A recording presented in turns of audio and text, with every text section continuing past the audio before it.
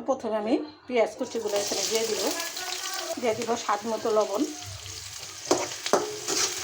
পেঁয়াজটা আমি হালকা একটু ভাজা দিয়ে নেবো, বেশি ভাজবো না। তো এখানে একটা আমি হলুদের ফাঁকি দিয়ে দিলাম।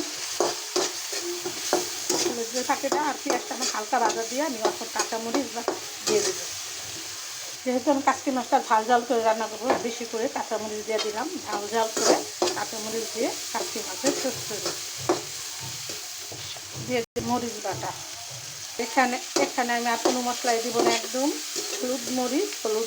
হলুদের ফাঁকি, মরিচ আর লবণ, পেঁয়াজ আর সামান্য একটু তেল দিয়ে মশলাটা ভাজা করে নিলাম। তখন মশলাটাতে আমি একটু পানি দিয়ে মশলাটা ভালো করে কষিয়ে নেব। পানি দিয়ে মশলাটা ভালো করে 5 মিনিট কষিয়ে নেব। তো মশলাটার থেকে কাঁচা গন্ধটা চলে যাবে। মশলাটা আমার কষানো হতে থাক।